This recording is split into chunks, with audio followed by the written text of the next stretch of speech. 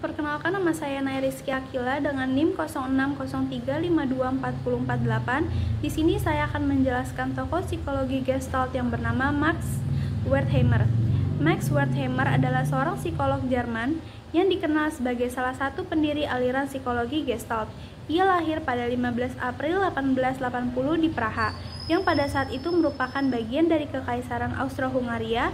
Wertheimer memberikan kontribusi yang sangat penting terhadap pemahaman kita tentang perspektif dan bagaimana manusia mengorganisir informasi yang diterima oleh panca indera.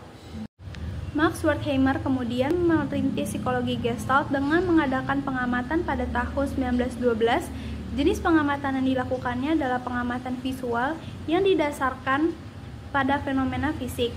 Penemuannya mengawali psikologi Gestalt adalah fenomena V. Fenomena ini diamatinya pertama kali menggunakan stroboskop mainan di stasiun kereta api di Frankfurt. Fenomena V juga teramati olehnya di laboratorium ketika ia mengadakan percobaan pergantian secara cepat terhadap kelihatan cahaya. Kontribusi pada psikologi. Salah satu kontribusi terbesar Wertheimer adalah mengembangkan prinsip-prinsip Gestalt yang menjelaskan bagaimana manusia mengorganisasi objek visual. Beberapa prinsip ini antara lain: prinsip kedekatan, proximity, elemen-elemen yang berdekatan cenderung dikelompokkan bersama. Prinsip kemiripan, similarity, elemen-elemen yang mirip cenderung dilihat sebagai salah satu kelompok. Prinsip kontinuitas atau continuity. Kita cenderung melihat garis atau pola yang berlanjut tanpa gangguan, bahkan ada bagian yang terhalang. Yang keempat, prinsip penutupan atau closure. Pikiran kita cenderung melengkapi bentuk yang tidak lengkap atau terpotong. Karya utama Wertheimer, Investigation of Gestalt Theory. Investigation of Gestalt Theory ditulis dan diselesaikan pada tahun 1923. Buku ini merupakan penjelasan bagi hukum-hukum Gestalt. Hukum-hukum ini ada 3, yaitu hukum kedekatan, hukum ketertutupan, dan hukum kesamaan. Hukum kedekatan menyatakan bahwa pandangan mengenai seluruh timbul pada hal-hal yang saling berdekatan dari segi jarak dan waktu. Hukum ketertutupan menyatakan bahwa kesan mengenai adanya keseluruhan yang tersendiri muncul pada hal-hal yang cenderung menutup. Sedangkan hukum kesamaan menyatakan bahwa persepsi menyimpulkan untuk menetapkan suatu kelompok atau keseluruhan berdasarkan kemiripan dari hal-hal yang diamati. Ernst Mach. Ernst Mach adalah seorang fisikawan dan filsuf yang terkenal karena karyanya di bidang optik, mekanika, dan dinamika gelombang. Ia dianggap sebagai penemu prinsip Mach yang menjelaskan fenomena inersia dengan mengasumsikan bahwa semua massa di alam semesta saling terhubung. Namanya sering diingat melalui angka Mach yang identik dengan kecepatan supersonik. Ernst Wolfgang Georg Wenzel Mach lahir pada tanggal 18 Februari 1838 di Cirlec yang sekarang menjadi bagian dari kota Brno di Republik Ceko. Ayahnya, Johann Mach, adalah lulusan Universitas Praha dan bekerja sebagai guru privat untuk keluarga bangsawan Breton di Zlin. Ibunya adalah Josephine Lownhouse yang mencintai musik dan puisi. Keluarganya pindah ke sebuah peternakan di dekat Wina ketika Ernst masih bayi. Ia menerima pendidikannya di rumah dari orang tuanya dan pada usia 15 tahun ia kemudian masuk ke sebuah gimnasium di Kremsier tempat ia belajar selama 3 tahun. Prestasi dan karya. Mach memberikan banyak kontribusi pada psikologi dan fisiologi, termasuk antisipasinya terhadap teori Gestalt. Ia meletakkan dasar bagi teori ini adalah bukunya pada tahun 1886 dengan judul Analisis Sensasi. Mach melakukan pekerjaan penting pada Mercedes yang merupakan ilusi optik yang disebabkan oleh persepsi kontras pada mata manusia. Publikasinya terpenting adalah The Science of Mechanics, A Critical and Historical Account of its Development pada tahun 1893 yang mempelajari dasar-dasar mekanika dan memberikan wawasan tentang proses penalaran ilmiahnya. Mach mempelajari perambatan gelombang suara yang memunculkan prinsip-prinsip supersonik dan bilangan Mach yang merupakan rasio kecepatan benda terhadap kecepatan suara di media sekitarnya. Ia berteori dan secara eksperimental membuktikan keberadaan gelombang kejut yang muncul dalam bentuk kerucut dengan proyektil di titik awal. Pada tahun 1873, secara terpisah, March dan Dr. Joseph Breuer menemukan fungsi non-akustik dari telinga bagian dalam yang membantu mengendalikan keseimbangan manusia. March menjadi terkenal karena filsafat fenomenalismenya, yaitu sikap anti-realis yang menganggap hanya sensasi sebagai kenyataan. Posisi ini seolah tidak sesuai dengan pandangan atom dan molekul sebagai objek eksternal yang tidak bergantung pada pikiran. Keengganan March untuk mengakui kenyataan atom dikritik oleh banyak orang karena dianggap tidak sesuai dengan fisika. Salah satu ide March yang paling terkenal adalah prinsip March, yang berkaitan dengan asal mula muasal fisik inersia. Prinsip ini tidak pernah dituliskan oleh March, akan tetapi prinsip ini diberikan dalam bentuk grafik verbal yang dikaitkan oleh Philip Frank kepada March sendiri. Prinsip March menjelaskan fenomena inersia dengan mengasumsikan bahwa semua massa di alam semesta entah bagaimana saling terhubung. Kerangka inersia lokal dipengaruhi oleh gerakan kosmik dan distribusi seluruh materi. Teori inersia March disebut oleh Einstein sebagai salah satu pengaruh bagi teori relativitasnya. Selanjutnya di sini ada karya-karya Ernst Mach. Yang pertama ada Ilmu Mekanika, sebuah catatan kritis dan historis tentang perkembangannya pada tahun 1893. Yang kedua ada Analisis Sensasi pada tahun 1897. Yang ketiga ada Kuliah Ilmiah Populer pada 1895. Yang keempat ada Prinsip Optik Fisik pada tahun 1926. Yang kelima ada Pengetahuan dan Kesalahan pada tahun 1976. Dan yang terakhir ada Prinsip Teori Panas pada tahun 1986. Assalamualaikum warahmatullahi wabarakatuh. Saya Najwa Isa Umaira dari Psikologi akan membahas tentang Kurt Koffka. Kurt Koffka lahir pada tanggal 18 Maret 1886 di Berlin, Jerman. Ia wafat pada tanggal 22 November 1941 di Northampton, Amerika. Biografi Kurt Koffka. Kurt Koffka adalah seorang psikolog dan profesor Jerman. Ia lahir dan dididik di Berlin, Jerman. Ia meninggal karena trombosit koroner. Ia dipengaruhi oleh paman dari pihak ibunya, seorang ahli biologi, untuk mengejar ilmu pengetahuan. Ia memiliki banyak minat, termasuk persepsi visual, kerusakan otak, lokalisasi suara, psikologi perkembangan, dan psikologi eksperimental. Kurt Koffka bekerja bersama Max Wertheimer dan Wolfgang Kohler untuk mengembangkan psikologi Gestalt. Koffka memiliki beberapa publikasi termasuk Pertumbuhan Pikiran, Pengantar Psikologi Anak pada tahun 1924, dan Prinsip Psikologi Gestalt pada tahun 1935 yang menguraikan penelitiannya. Karya Kurt Koffka. Salah satu kontribusi Koffka yang paling menonjol untuk psikologi adalah bukunya yang berjudul The Growth of the Mind, An Introduction to Child Psychology. Terjemahan bahasa Inggris dari buku ini dilakukan oleh Robert M. Orden.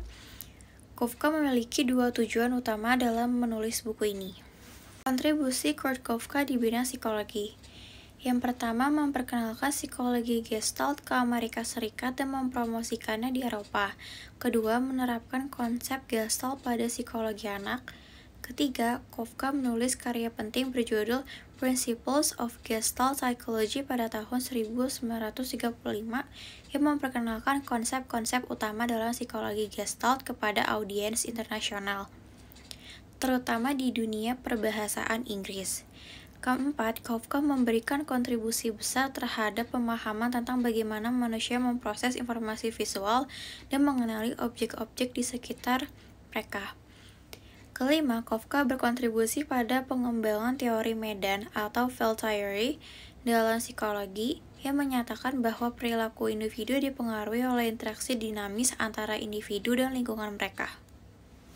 Assalamualaikum warahmatullahi wabarakatuh. Perkenalkan, saya Naila Lutfia dari Prodi Psikologi kelas PI 24B. Kali ini saya akan mempresentasikan salah satu tokoh psikologi Gestalt, yaitu David Hartley. David Hartley adalah seorang dokter dan filsuf dari Inggris. Ia juga dianggap sebagai pendiri asosianisme di dalam psikologi. Hartley lahir pada 21 Juni 1705 di Armley, dekat Leeds, Inggris, lalu meninggal pada 28 Agustus 1757 di Bath, Inggris. Hartley berasal dari keluarga yang cukup terpandang. Ayahnya, David Hartley, adalah seorang pendeta Anglikan di Yorkshire, Inggris. Ibunya, Everett Wadsworth, meninggal tidak lama setelah Hartley lahir, sehingga Hartley dibesarkan oleh ayahnya. David Hartley mendapatkan pendidikan awal di sekolah-sekolah di sekitar Yorkshire, Inggris, dan melanjutkan ke Jesus College, Universitas Cambridge. Di Cambridge, Hartley mempelajari teologi, filsafat, dan ilmu alam karena awalnya ia bercita-cita menjadi pendeta Anglikan seperti ayahnya. Kontribusi Hartley dalam bidang psikologi.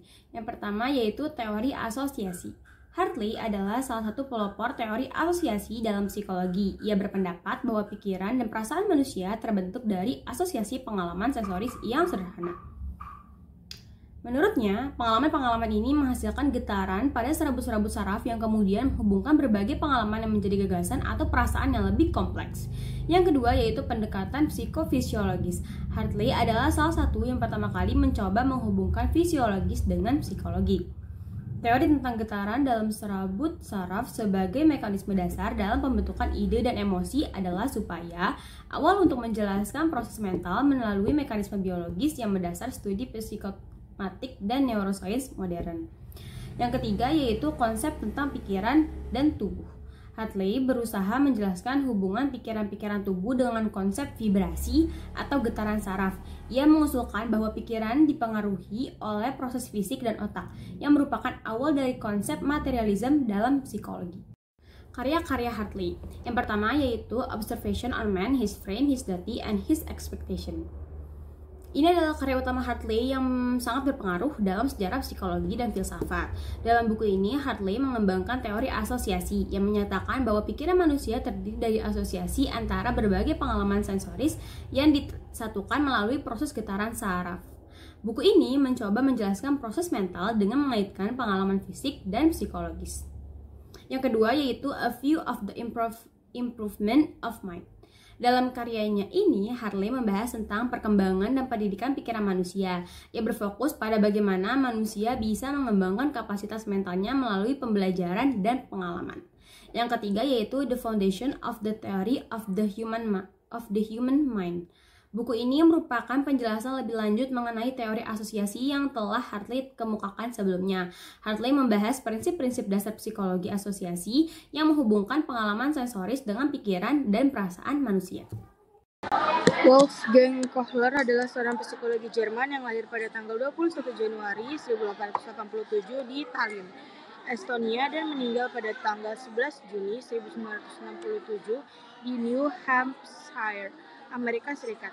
Kohler merupakan tokoh penting dalam pengembangan pemikiran psikologi Gestalt yang berusaha memahami pembelajaran, persepsi, dan komponen-komponen lain kehidupan mental sebagai kesatuan struktur. Sejarah. Sebagai asisten dan dosen di Universitas Frankfurt 1911, ia melanjutkan penelitian pendengarannya pada tahun 1912. Ia dan Krutkovka menjadi subjek percobaan persepsi yang dilakukan oleh Max Wertheimer, yang laporannya tentang eksperimen tersebut meluncurkan gerakan Gestalt. Setelah itu, Kohler bekerja sama dengan Wertheimer dan Kafka saat ketiganya berusaha mendapatkan penerimaan terhadap teori baru tersebut. Selama bekerja Akademi Ilmu Pengetahuan Prusia, Kohler menuliskan penemuan-penemuannya ke dalam bukunya yang berjudul Intelligent Prüfungen and Menschenrechte. Karyanya ini kemudian diterbitkan dalam bahasa Inggris pada tahun 1917 dengan judul The Mentality of Apes. Buku ini memberikan wawasan dan membahas mengenai revisi atau teori pembelajaran secara radikal. Kohler juga menulis karya lain yang berjudul Die Psychen Gestalten dalam Ruhe and Amstationen Zustand. Kohler merupakan salah satu tokoh utama dalam psikologi Gestalt bersama dengan Krutkovka dan Max Wertheimer. Aliran psikologi ini berkembang pada awal abad ke-20. Pengaruhnya pada masanya mencangkup wilayah Austria dan Jerman. Psikologi Gestalt yang dikembangkan oleh mereka telah menggantikan model psikologi yang dikemukakan oleh William Wundt. hingga tahun 1930 di dalam bidang psikologi Jerman. Gerakan Gestalt berhasil mempengaruhi dan mendominasi, bahkan mampu menggantikan model Wundt dalam psikologi Jerman. Kurt Lewin, seorang psikolog Jerman yang dianggap sebagai salah satu pendiri psikologi sosial dan psikologi organisasi dan dikenal sebagai bapak psikologi sosial. Ia dikenal karena kontribusinya dalam memahami dinamika kelompok, perubahan perilaku, dan teori-teori tentang motivasi dan kepemimpinan. Beberapa teori dan kontribusinya, yang pertama teori dinamika kelompok. Teori ini menekankan bahwa perilaku individu tidak dapat dipahami tanpa mempertimbangkan konteks sosial dan interaksi dalam kelompok. Lewin berargumen bahwa kelompok memiliki pengaruh yang signifikan terhadap perilaku individu. Yang kedua, teori perubahan. Terbagi 3 tahap, yaitu unfreeze. Yang pertama, mempersiapkan individu atau kelompok untuk perubahan dengan mengatasi resistensi dan menciptakan kesadaran akan perlunya perubahan.